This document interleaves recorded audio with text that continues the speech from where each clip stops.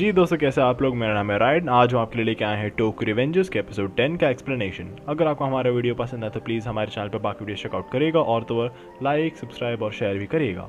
इसी के साथ अगर आपने हमारे टोक्यो रिवेंजर्स के पिछले एपिसोड चेक नहीं करे हों तो प्लीज़ उन्हें भी एक बार चेकआउट करेगा।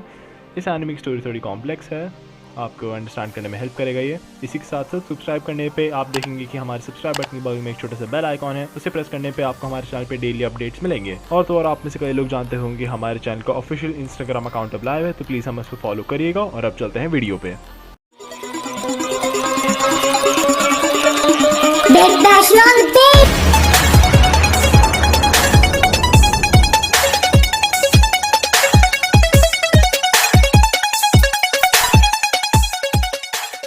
जी दोस्तों, तो ये एपिसोड स्टार्ट होता है एक रीकैप के साथ, जिसमें हमें दिखाया जाता है कि पिछले एपिसोड के एंड में कियोमासा ने ड्रैकन के चाकू घोंक दिया था और अब टाकेमीची से बचाने की कोशिश कर रहा है।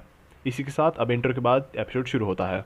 अब एपिसोड के स्टार्ट में टाकेमीची को लग रहा था कि ड्रैकन मर गया और कि उसने अपना मिशन फेल कर दिया है, लेकिन तभी ड्रैकन अपने मुंह से थोड़ा खून थूकता है और टाकेमीची को पता चलता है कि ड्रैकन अभी जिंदा है। टाकेमीची माइकी को बुलाने की कोशिश करता है, लेकिन माइकी अब भी हानमा से लड़ने में बिजी होता है, इसलिए वो टाकेमीची को बोलता है ड्रैकन को बचाने के लिए। इसके बाद टाकेमीची ड्रैगन को अपने पेट पर उठा के उसे हॉस्पिटल ले जा रहा होता है। तभी पीछे से हीना और एमा आती है और हीना बोलती है कि वो अभी एम्बुलेंस को बुला लेगी। इसके बाद टाकेमीची ड्रैगन को लिटा देता है और हीना से पूछता है कि उन्हें यहीं पे वेट करना पड़ेगा ना एम्बुलेंस का। तब हीना उसे बोलती है कि फेस्टिवल और बारिश की वजह से ट्रैफिक जाम हो रखा है। तभी टाकेमीची हिना की तरफ मुड़ता है और देखता है कि दूर से कुछ लोगों की तरफ चलते आ रहे हैं। एक क्लोजअप में हमें दिखाया जाता है कि इन लोगों ने टोक्योमांजी गैंग की यूनिफॉर्म पहनी हुई है, लेकिन जब ये लोग पास पहुंचते हैं हमें पता चलता है कि कियोमासा और उसके चेले हैं। कियोमासा और उसके चेले टाकेमीची को मजाक उड़ाते हैं और फिर टाकेमीची पीछे मुड़ के देखता है कि ड्रैकन उठने की कोशिश कर रहा है, लेकिन एमा उसे हिलने से मना कर रही है। और फिर ड्रैकन टाकेमीची से बोलता है कि हीना और एमा को लेकर भागने के लिए वो अपने आप को संभाल लेगा। ये सुनने पे टाकेमीची को अपने पास्ट में मेमोरीज दिखाई देती हैं उन टाइम्स की जब वो मुंह मोड़ के भाग गया था, और वो अपने आप से पूछता है कि क्या वो अपनी ज़िंदगी में एक दूसरी बार वापस से मुंह मोड़ के भागेगा। इसके बाद टाकेमीची चिल्लाता है और अपने आप से पूछता है कि वो यहाँ पे आया ही क्यों था। फिर अपने आप को लड़ने के लिए तैयार करता है और हीना को पीछे खड़े होने के लिए बोलता है। इसके बाद टाकेमीची ड्रैगन से सॉरी बोलता है और उसके बाद उसे हिम्मत देने के लिए उसे थैंक यू भी कहता है। इसके बाद टाकेमीची अपने दिमाग में सोचता है कि अगर वो अभी भाग जाएगा तो सब कुछ यहीं पर ख़त्म हो जाएगा। इसके बाद वो कियोमासा के पास धीरे से चल के जाता है और कियोमासा से पूछता है कि भोसड़ी डाल है तुझे क्या चाहिए। और उसके बाद टाकेमीची अपने दिमाग में बोलता है कि उसकी ज़िंदगी में जो कुछ भी हुआ है ये उसका रिवेंज है। फिर वो कियोमासा को बोलता है कि उन लोगों ने अब भी उनकी 1-on-1 फाइट जो एपिसोड 2 के एंड में शुरू होकर एपिसोड 3 में ख़त्म हुई थी वो इन लोगों ने कभी कंक्लूड नहीं करी थी। कियोमासा के चेले बोलते हैं कि वो इस फाइट को कैसे भी देख ले, टाकेमीची ही वो था जो हारा था। टाकेमीची बोलता है कि वो नहीं हारा। फिर ड्रैगन पीछे से बोलता है कि वो टाकेमीची पे 10 करोड़ की बेट लगा रहा है और कि वो जानता है कि यह नौटंकी है, लेकिन फिर भी वो इसके साथ चल रहा है। फिर हीना भी बोलती है कि वो टाकेमीची पे 10 करोड़ की बेट लगा रही है। फिर पीछे से एमा भी चिल्ला के बोलती है कि वो भी टाकेमीची पे 30 करोड़ की बेट लगा रही है।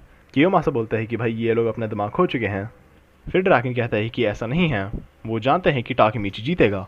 और फिर टाकेमीची और कियोमासा की लड़ाई शुरू हो जाती है, लेकिन कियोमासा जो भोसड़ी वाला है वो चाकू निकाल के टाकेमीची का हाथ घोंक देता है। और फिर वो टाकेमीची से बोलता है कि उसे एक 1-on-1 फाइट में कोई इंटरेस्ट नहीं है और कि ये एक एक्सिक्यूशन है। इसी के साथ साथ वो टाकेमीची को ये भी बोलता है कि वो उसे यहाँ पे मार डालेगा।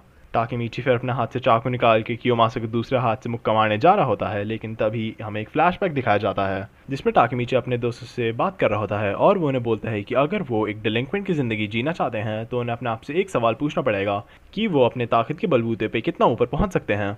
और फिर वो अपने आप से कहता है कि उस टाइम पर उसे लगता था कि वो टोक्यो का टॉप डिलिंक्वेंट बन सकता है, लेकिन वो सपना बड़ी ही जल्दी टूट गया था। फिर हमें वापस प्रेजेंट दिखाया जाता है जिसमें टाकेमीची ज़मीन पे लेटा हुआ है और कियोमासा से बोल रहा है कि टाकेमीची अभी तक उसे एक मुक्का नहीं मार पाया है। इस पॉइंट पे टाकेमीची अपने आप से कह रहा है कि उसकी जो ख़राब ज़िंदगी थी वो सब इस बंदे की गलती थी। वो कंटिन्यू करता है और बोलता है कि उसे लगता था कि वो अनलकी है, ये चीज़ वो सोचता था, लेकिन ये सब टाकेमीची की खुद की गलती थी क्योंकि वो अपने लिए कभी लड़ा नहीं था। वो अपने लिए कभी नहीं लड़ा था क्योंकि वो उस एक बार हार गया था।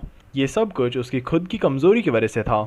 फिर टाकेमीची भाग के कियोमासा के पास जाता है, उसे टैकल करता है और फिर उसे काट लेता है। इस टाइम पे टाकेमीची के दिमाग में चल रहा होता है कि फ़र्क नहीं पड़ता वो कितना भी बड़ा बेवकूफ़ दिख ले और इसे फ़र्क नहीं पड़ता कि वो कभी भी माइकी जैसा नहीं बन पाएगा, लेकिन वो टाकेमीची हानागाकी है।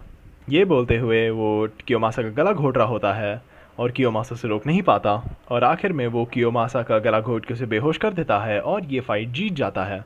इसके बाद हीना टाकेमीची की तरफ भाग के आ रही होती है, लेकिन वो उसे दूर रहने के लिए कहता है और फिर वो अपने दिमाग में नारुतो से कहता है कि फाइनली उसने अपना दम दिखा दिया और कियोमासा को हरा दिया।